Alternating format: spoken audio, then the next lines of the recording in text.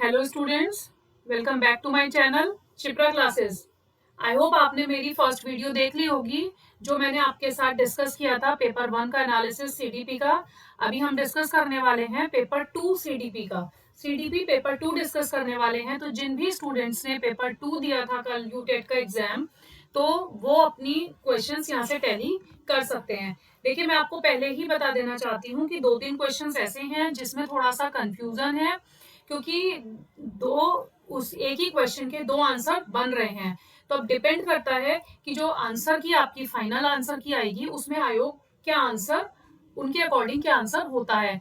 ऐसा भी हो सकता है कि उन दोनों आंसर को कंसीडर करे आयोग फाइनल आंसर की में, क्योंकि कई बार ऐसा हुआ है कि दो आंसर्स भी मैच हुए हैं कि लाइक ए और सी अगर सही है तो ए और सी को करेक्ट माना है, तो बोनस मार्क्स भी मिल सकते हैं सबको। डिपेंड करता है कि आयोग किसको आंसर सही मानता है।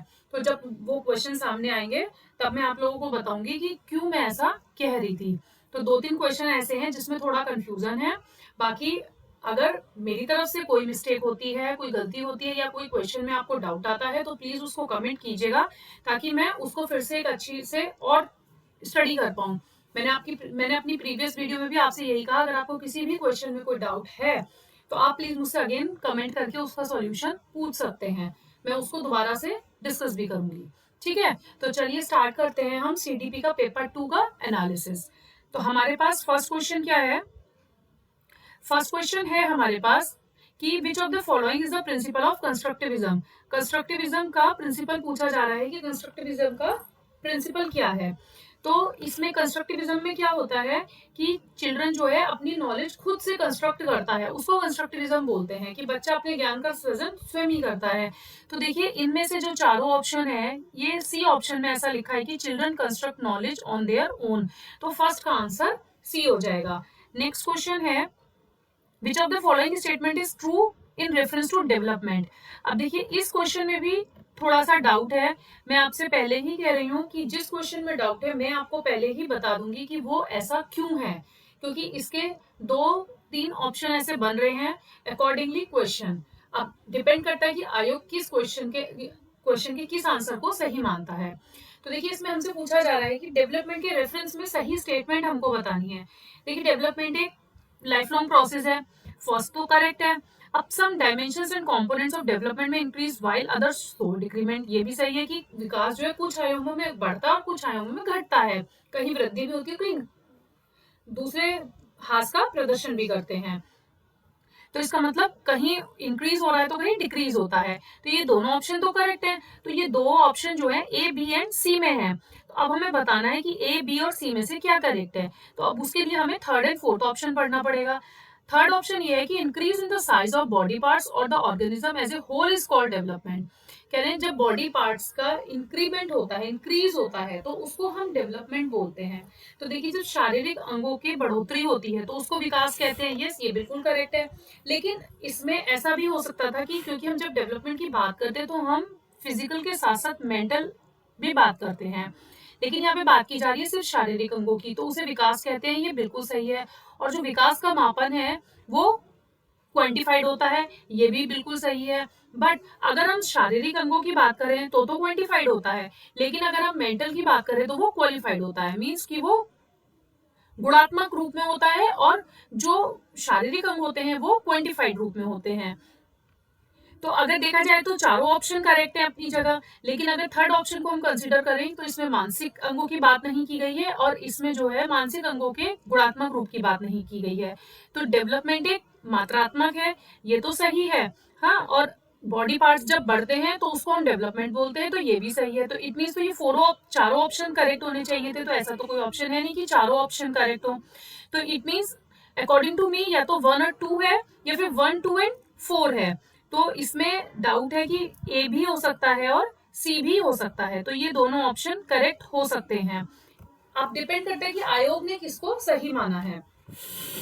नेक्स्ट क्वेश्चन देखते हैं। आप बताइएगा आप सेकंड ऑप्शन में क्या करके आए हैं, और इसकी एक्सप्लेनेशन भी अगर किसी के पास और अच्छे से है तो प्लीज मेरे साथ डिस्कस जरूर कीजिएगा। ठीक है, नेक्स्ट क्वेश्चन है in following the gross motor skill. अब देखिए, ग्रॉस मोटर स्किल जो होती है वो स्थूल होती है, और जो फाइन मोटर स्किल्स होती हैं वो होती हैं लाइक बटन लगाना, ठीक है ना, जो हम अपनी फिंगर टिप से करते हैं, छोटे छोटे काम जो हम करते हैं उन्हें हम फाइन मोटर स्किल्स बोलते हैं। Gross motor skills like jumping, running, ठीक है, क्लाइंबिंग, तो उछलना कूदना, सीढ़ियों पर चढ़ना उतरना, दौड़ना, ये सब जो होता है ये किस में आता है आपका ग्रॉस मोटर स्किल्स में। बट बिल्डिंग ब्लॉक्स, ब्लॉक्स अगर आप कुछ बना रहे हैं तो आप सिर्फ अपने हाथों का यूज कर रहे हैं, फिंगर्स का यूज कर रहे हैं, तो ये आपका फाइन मोटर स्किल्स में आता है। तो 2 फाइन मोटर स्किल्स में आएगा, इसलिए 1, 3 एंड 4 इज करेक्ट आंसर, तो डी इसका करेक्ट आंसर हो जाएगा। नेक्स्ट क्वेश्चन देखते हैं, ऑपरेंट कंडीशनिंग। देखिए ये सीडीपी के फर्स्ट पेपर में भी ऑपरेंट कंडीशनिंग का क्वेश्चन था और सेकंड पेपर में भी है, मैंने आपके साथ डिस्कस भी करी थी और मैंने आपसे कहा था कि ऑपरेंट कंडीशनिंग और क्लासिकल कंडीशनिंग से क्वेश्चन जरूर आता है, तो दोनों पेपर में ऑपरेंट कंडीशनिंग को इस बार पूछा गया है। तो इसके हिसाब से आंसर जो है ऑपरेंट कंडीशनिंग किसके द्वारा दिया गया है, स्किनर के द्वारा। व्हाट इज टेट, टेट पूछा जा रहा है, टीईटी कि टेट क्या है, एप्टीट्यूड टेस्ट है, पर्सनैलिटी टेस्ट है, इंटेलिजेंस टेस्ट और इंटरेस्ट टेस्ट है। तो टेट जो होता है वो पर्सनैलिटी टेस्ट होता है, ठीक है। Which of the following is the factor affecting social development of children, बच्चों की जो डेवलपमेंट में कौन सा सोशल इफेक्ट डेवलपमेंट इफेक्ट करता है, मदर फादर स्कूल या फिर दोनों या फिर जीन्स। तो यहाँ पे सोशल डेवलपमेंट की बात हो रही है, तो सोशल डेवलपमेंट में जीन्स नहीं आएंगे, गुणसूत्र नहीं आएंगे, उसमें क्या आएंगे, माता पिता और विद्यालय। तो 6 का आंसर हो जाएगा C. The determinants of cooperation and competition, अब कोऑपरेशन और कंपटीशन के डिटर्मिनेंट्स पूछे गए हैं कि इनके डिटर्मिनेंट्स क्या हैं, सहयोग और प्रतिस्पर्धा के। Rewards, structure,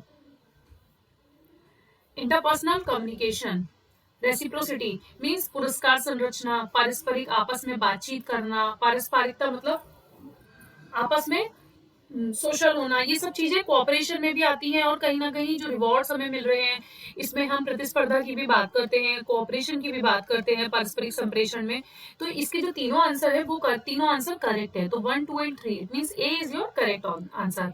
what is gender, अब जेंडर क्या है, एक बायोलॉजिकल डायमेंशन बीइंग मेल है, biological dimension of being female है, psychological and social culture dimension है ऑफ बीइंग मेल और फीमेल, या फिर biological dimension of being male और फीमेल है। ये एक साइकोलॉजिकल और सोशल कल्चर डायमेंशन है ऑफ बीइंग मेल और फीमेल, तो C is your correct answer. 9th का है, which of the following part of portfolio, portfolio का आपसे अंक पूछा गया है कि पोर्टफोलियो का कौन सा पार्ट है, तो पोर्टफोलियो का पार्ट है प्रोजेक्ट्स, क्रिएटिविटी, राइटिंग वर्क या फिर क्राफ्ट वर्क। जब हम पोर्टफोलियो तैयार करते हैं तो उसमें हम प्रोजेक्ट्स भी देखते हैं, क्रिएटिव राइटिंग वर्क भी होता है और क्राफ्ट वर्क भी होता है, तो इट मीन्स पोर्टफोलियो में सभी चीजें कंसीडर की जाती हैं, तो 9th का आंसर हो जाएगा डी, ठीक है। अब ब्लूप्रिंट की अगर हम बात करें, ब्लूप्रिंट क्या है, 3 डायमेंशनल चार्ट है। अब इसमें किसको वेटेज दिया जाता है, असेसमेंट ऑब्जेक्टिव्स को, कंटेंट एरियाज को, लॉन्ग आंसर्स को या फिर टाइप्स ऑफ क्वेश्चंस को। तो इसमें हमें ऑब्जेक्टिव्स भी चेक करने होते हैं, 3 आयामी चार्ट है, इट मींस हमें ऑब्जेक्टिव भी चेक करने हैं, कंटेंट एरिया भी देखना पड़ेगा कि किस कंटेंट पर बात की गई है, क्योंकि ब्लूप्रिंट का क्या मीनिंग है, ब्लूप्रिंट तैयार किया गया है कि किस तरीके से, जैसे कि सपोज टू भी बच्चे एग्जाम देने जाते हैं स्कूल्स में, आजकल ऐसा क्या होने लग गया है कि बच्चों के एग्जाम आने वाले, जैसे सपोज टू भी अभी बच्चों के हाफ ईयरली एग्जाम होके निपटे हैं, तो उससे पहले बच्चों को एक ब्लूप्रिंट तैयार करके दे दिया जाता है कि आपका क्वेश्चन पेपर जो है इस तरीके से आएगा कि इतने क्वेश्चंस ऑब्जेक्टिव आएंगे, इतने लॉन्ग आएंगे, इतने शॉर्ट आएंगे, इतने ऐसे आएंगे। तो ब्लूप्रिंट जो तैयार किया जाता है उसमें किसको वेटेज दी जाती है, तो उसमें कंटेंट को, ऑब्जेक्टिव्स को, लॉन्ग आंसर को, टाइप्स ऑफ क्वेश्चंस को, कितने तरीके के क्वेश्चंस आपसे पूछे जा रहे हैं। तो इसका जो आंसर होगा वो 10th का ए होगा। 1, 2, 3 एंड 4 सभी चीजों को ब्लूप्रिंट में कंसीडर किया जाता है। डिसकैलकुलिया, देखिए लर्निंग डिसेबिलिटी की मैंने आपको 5 मिनट की वीडियो दी थी और एग्जाम से एक दिन पहले बोला था कि प्लीज प्लीज प्लीज उसको पढ़ के जाइएगा, जरूर क्वेश्चन आएगा। डिसकैलकुलिया के बारे में पूछा गया है, कैलकुलिया मीन्स कैलकुलेशन, कैलकुलेशन मीन्स बच्चे को कहाँ प्रॉब्लम है, गणना करने में, प्रॉब्लम इन कैलकुलेटिंग। तो देखिए ये क्वेश्चन भी डायरेक्ट वीडियो से आया हुआ है जो मैंने आपके साथ शेयर की थी। If a child writes neatly and learns the question and answers given by the teacher, then his mother will give him sweets. अगर कोई बच्चा अच्छे से लिखता है, अच्छे से आंसर करता है, तो उसकी मदर उसको स्वीट्स देती हैं। तो ये क्या दर्शाता है, ये दर्शाता है उसका आंतरिक बिहेवियर, बाह्य बिहेवियर, या फिर आंतरिक रूप से सीखने के प्रति सकारात्मक है या फिर सीखने के प्रति निराशवान है। तो जब बच्चे को स्वीट मिल रही है तो कहीं ना कहीं वो जो है कहाँ से, एक्सट्रिंसिकली, जो इंट्रिंसिक मोटिवेट होता है, जो आंतरिक रूप से होता है, वो खुद से करता है, जो काम उसे पसंद होता है, लेकिन वो टॉफी लेने के लिए काम कर रहा है, इट मीन्स वो बाह्य रूप से अभिप्रेरित है, वो एक्सट्रिंसिकली मोटिवेटेड है, ठीक है। नेक्स्ट क्वेश्चन, 12 क्वेश्चन हमारे कंप्लीट हो गए हैं। नेक्स्ट क्वेश्चन हम देखते हैं। Development due to genes inherited from parents such as in height and weight, brain, heart and lungs development etc. all points towards the role of। अब ये सारे जीन्स के थ्रू अगर बच्चे के अंदर देखा जा रहा है कि विकास जो बच्चे का हो रहा है वो वंशानुगत रूप से हो रहा है, जैसे लंबाई, वजन, मस्तिष्क, हृदय और फेफड़े, इन सब का विकास जो हो रहा है वो किसको दर्शाता है, वो बायोलॉजिकल प्रोसेस को दर्शाता है। तो ये हुआ biological process. Rohan stripes, Rohan आत्मसम्मान प्राप्त करने की ओर बढ़ता है, निम्नलिखित में से कौन सा विकल्प उक्त कथन के संदर्भ में सही है। तो ये आत्मसिद्धि स्तर के से एक पद आगे। अब देखिए ये जो क्वेश्चन आया है ये आया है मैस्लो की थ्योरी से, मैस्लो की मोटिवेशन थ्योरी। मैंने आपको नीड ऑफ हायरार्की बताई थी, हायरार्की ऑफ मोटिवेशन। तो उसमें आपसे पूछा गया है जो एस्टीम नीड्स है, एस्टीम नीड्स जो है वो सेल्फ एक्चुअलाइजेशन से एक स्टेप आगे है, एक स्टेप पीछे है, या फिर एक स्टेप लोअर है, या फिर उसके सेकंड लेवल पर है। तो आपसे ये पूछा जा रहा है कि सेल्फ स्टीम जो है वो क्या दर्शाता है। तो सेल्फ स्टीम कौन से स्टेप पर है। तो हमने जब बात करी थी सेल्फ मैस्लो की थ्योरी की, तो उसमें हमने बोला गया था कि सेल्फ एक्चुअलाइजेशन सबसे हाईएस्ट नीड होती है।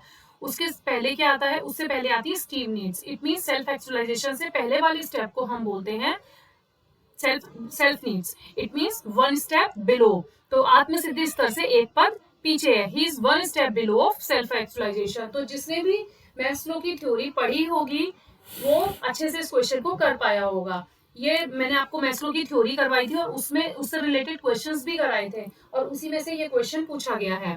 अब देखिए एनईपी का एक क्वेश्चन आया है, ये भी मैंने एनईपी की जब आपको वीडियो करवाई थी तो उसमें ये चीज भी बताई थी कि एनईपी जो है किस टाइप का प्रोग्रेस कार्ड रिकमेंड करता है। तो ये 360 डिग्री होलिस्टिक प्रोग्रेस कार्ड को रिकमेंड करता है। ये डायरेक्ट मैंने उसमें आपको एक्सप्लेनेशन दी थी, इसीलिए मैं आपसे बार बार कह रही थी कि वीडियोस को देखिए। मैं सिर्फ इंपॉर्टेंट पॉइंट्स को ही डिस्कस कर रही हूँ, एक्स्ट्रा कुछ नहीं पढ़ा रही हूँ। आपके एग्जाम को कंसीडर करके ही वीडियोस बनाई गई थी। व्हाट इज प्रशस्त। अब आपसे पूछा जा रहा है कि प्रशस्त क्या है। प्रशस्त जो है वो विद्यालयों हेतु दिव्यांगताओं की आरंभिक जांच सूची को बोलते हैं। प्रशस्त disability screening checklist for schools. तो प्रशस्त एक नया टर्म है, आई थिंक इसमें से काफी बच्चों को कंफ्यूजन रहा होगा। तो इसका आंसर जो है वो एक डिसेबिलिटी स्क्रीनिंग है, चेकलिस्ट फॉर स्कूल्स।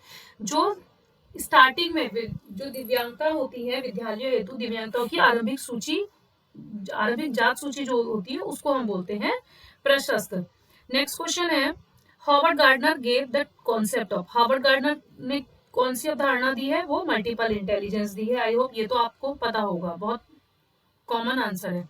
अब देखिए ये जो नेक्स्ट क्वेश्चन है एप्टीट्यूड, इसमें थोड़ा सा कंफ्यूजन है क्योंकि एप्टीट्यूड जो होता है जनरली हम एप्टीट्यूड किसे बोलते हैं, एप्टीट्यूड उसे बोलते हैं कि आपके अंदर कोई क्वालिटी है या किसी काम को आप किस तरीके से कर पा रहे हैं। तो देखिए specific capacity to do a task well, किस तरीके से आप कर पा रहे हैं, तो ए आंसर करेक्ट हुआ। जनरल कैपेसिटी नहीं है इसका आंसर। It is a type of interest, no. It is a type of creativity, आप किस तरीके से किसी काम को कर पाते हैं। तो ए और डी में कहीं ना कहीं कंफ्यूजन है मुझे। आप बताइएगा कि आप इसका आंसर क्या करके आए हैं। अगर अकॉर्डिंग टू मी तो एक एप्टीट्यूड जो होता है वो एक स्पेसिफिक कैपेसिटी होती है to do a task well. तो इसका ए आंसर हो जाएगा correct. Next question is, annual examination given to students at the end of course. जब कोर्स के एंड में बच्चों का एग्जामिनेशन लिया जाता है तो वो किसका उदाहरण होता है, असेसमेंट का, इवेल्युएशन का, सीसीई का या फॉर्मेटिव का। देखिए फॉर्मेटिव होता है टाइम टू टाइम असेसमेंट करना, सीसीई भी क्या होता है, कंटिन्यूअस इवेल्युएशन करना, क्या कंटिन्यूअस टाइम टू टाइम कर रहे हैं। असेसमेंट कभी भी आप किसी भी चीज का बच्चे का कर सकते हैं, बट इवेल्युएशन जो होता है वो होता है अंत में दी जाने वाली वार्षिक परीक्षा का उदाहरण होता है। तो इसका आंसर हो जाएगा बी। विशेष आवश्यकता वाले बच्चों के संदर्भ में अनुकूल है, जो विशेष आवश्यकता वाले बच्चे हैं उनके अनुकूल है, इसका आंसर जो है वो है आंसर डी। देखिए कैसे कि providing education to students with special needs in regular classroom. Special needs, हम इंक्लूसिव एजुकेशन की बात कर रहे हैं तो उसमें सबको समान रूप से हमें लेके चलना है। तो विशेष आवश्यकता वाले छात्रों को नियमित शिक्षाओं में विशेष आवश्यकता वाले छात्रों को शिक्षा देना, सभी विद्यार्थियों की शिक्षा जहां सभी विद्यार्थी सीखने की प्रक्रिया में समान भागीदार हैं, विद्यार्थियों को समायोजन करने के लिए शिक्षण प्रक्रिया, असाइनमेंट और आकलन के शिक्षण लक्ष्य में बदलाव न करना, विद्यार्थियों की आवश्यकताओं को समायोजित करने के लिए आकलन सामग्री, पाठ्यचर्या और कक्षा के वातावरण को समायोजित करना। तो ऑप्शंस ये भी करेक्ट है, लेकिन डी ऑप्शन में सब चीजों की बात एक साथ की गई है। तो it means adjusting assessment, material, curriculum and classroom environment to accommodate a student needs is the correct answer of the question number 20। 21 law of exercise किसने दी है? ये क्वेश्चन भी मैंने डिस्कस किया हुआ है अपनी प्रीवियस वीडियो में, जो आपको मैंने प्रीवियस ईयर क्वेश्चंस डिस्कस किए थे उसमें था law of exercise is given by Thorndike. तो answer A is correct. Which of the following is a primary reinforcement? Primary और सेकेंडरी रीइंफोर्समेंट की भी हमने अपनी वीडियो में डिस्कशन किया था। देखिए सारे क्वेश्चन ऐसे आ रहे हैं, आई थिंक 30 में से 20 to 25 क्वेश्चन ऐसे हैं जो हम अपनी प्रीवियस वीडियो में डिस्कस कर चुके हैं, और जिन बच्चों ने वो देखी होगी उन्हें ये पता होगा कि हाँ हमने ये सब पढ़ा हुआ है। प्राइमरी रीइंफोर्समेंट वो होती है जो हमें सबसे बेसिक नीड होती है। देखिए बेसिक नीड क्या है? पैसा, प्राइस, मनी, प्राइज या गिफ्ट नहीं है, सबसे पहले हमें खाना चाहिए, उसके बाद हम किसी चीज और की बात करते हैं। तो प्राइमरी रीइंफोर्समेंट को बोला जाता है फूड। ठीक है। Which of the following is the external factor affecting student learning? External factor, external means जो बाहरी फैक्टर है। तो सेल्फ कॉन्सेप्ट खुद का हुआ, इंटरेस्ट खुद का हुआ, एप्टीट्यूड आपकी खुद की क्रिएटिविटी जिसमें आप पारंगत हैं, जिसमें आप जो आपको अच्छा लगता है, आपकी अपनी खुद की क्वालिटी। ऊपर हमने बात करी अभी एप्टीट्यूड की। अब डी जो है वो टीएलएम है। टीएलएम मतलब कि आपके कि ये होते हैं एक्सटर्नल फैक्टर। तो ये external factor affecting students learning is TLM is the correct answer. Which of the following learning method is good for audio visual learner? Audio visual learner के लिए कौन सा मेथड, लर्निंग मेथड गुड है?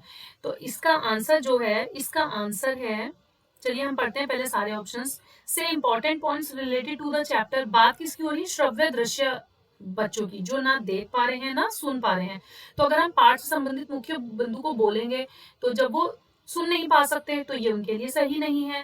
पाठ से संबंधित मुख्य बिंदु को बोलना व साथ साथ श्यामपट पर लिखना, ना वो देख पाते हैं ना वो सुन पाते हैं, तो बी भी करेक्ट नहीं है। करके सीखने के अवसर देना, उन्हें हम करके सीखने के अवसर देंगे। Give opportunity to learn by doing is the correct answer. और पाठ से संबंधित मुख्य बिंदु को श्यामपट पर लिखेंगे तो जो दृश्य बाधित बच्चे हैं वो कैसे देख पाएंगे? तो C is your correct answer. Question number 25। Question number 25 में भी कुछ कंफ्यूजन है। क्या कंफ्यूजन है वो मैं आप लोगों के साथ शेयर करूंगी, और आप मुझे बताइएगा कि 25 का आप क्या आंसर करके आए हैं। Cohesiveness refers to togetherness. Cohesiveness का मतलब होता है कि सबके बीच में टुगेदरनेस, एकता, बाइंडिंग, एक अच्छी सी बॉन्डिंग होना, म्यूचुअल अट्रैक्शन, आपस में मतलब ग्रुप मेंबर्स के बीच में अच्छा बिहेव होना, अच्छे से मिलके रहना, ये एक बात होती है। तो अब इसकी एक्सप्लेनेशन में ये लिखा गया है कि as a group becomes more cohesive, group members start to think, feel and act as a social unit and less like isolated individual, और पृथकृत व्यक्तियों के समान कम। देखिए इसका आंसर जो है, ये दोनों ही ऑप्शन सही हैं। Both statement and explanation are correct. जो लोग अलग अलग रहते हैं, एक्सप्लेनेशन में ऐसा कहा गया है, जो लोग अलग अलग रहते हैं, आइसोलेटेड इंडिविजुअल रहते हैं, तो वो जो है, वो जो ग्रुप मेंबर्स हैं वो उनसे ज्यादा अपने आप को एक सोशल यूनिट में फील कर पाते हैं, अच्छे से सोच पाते हैं, अच्छे से रह पाते हैं। तो स्टेटमेंट भी वही है और एक्सप्लेनेशन, उनका एक्सप्लेनेशन भी करेक्ट है। तो C is your correct answer. Next question है, make a poem by using these two words sun and moon, this is an example of which type of question? आपसे कहा जा रहा है कि चंद्रमा और सूर्य इन दो शब्दों का प्रयोग करते हुए कविता बनाइए। तो जब आप कविता बनाएंगे तो कुछ याद करा हुआ तो नहीं बोलेंगे, आपसे कहा जा रहा है बनाइए, खुद बनाइए। तो आप अंडरस्टैंडिंग भी नहीं हुई, एनालाइज भी नहीं कर रहे, उसमें आप कुछ क्रिएटिविटी कर रहे हो, आप अपनी खुद की पोएम बना रहे हो, इट मीन्स वो सृजन आधारित है। तो creativity based is your correct answer. Which of the following is an example of cognitive domain? Cognitive domain की बात की जा रही है, मतलब संज्ञानात्मक पक्ष की बात हो रही है। मैंने आपको बताया था कॉग्निटिव मीन्स जहां पर मेंटली बात हो, इंटेलेक्चुअल बात हो। तो डिस्क्राइबिंग का कॉन्सेप्ट आपका जो हो जाएगा वो करेक्ट आंसर हो जाएगा, क्योंकि इंटरपर्सनल स्किल्स कम्युनिकेशन स्किल्स में आता है। ठीक है। हेल्प अदर्स ये सोशल में आ जाता है। नेक्स्ट एम्पैथेटिक जो तदानुभूति है वो भी आपकी कॉग्निटिव डोमेन में नहीं आती है। इट मींस डिस्क्राइबिंग, किसी कॉन्सेप्ट को डिस्क्राइब करना, ये एक इंटेलेक्चुअल पार्ट है जो कि कॉग्निटिव डोमेन में कंसीडर किया जाता है। तो D is your correct answer. Teacher should assess the students on the basis of which type of question? जब टीचर किसी विद्यार्थी का आकलन करता है तो उसे किस तरीके से क्वेश्चन करने चाहिए?